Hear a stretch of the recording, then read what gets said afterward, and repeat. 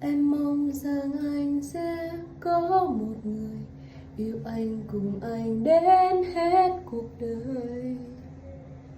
Một người mới luôn khiến anh vui, chẳng phải như em chỉ làm anh khóc. Nước mắt cho em đã quá nhiều rồi, đã xót xa anh nhưng lấy đủ rồi. Xin lỗi em không như những gì mà anh mong.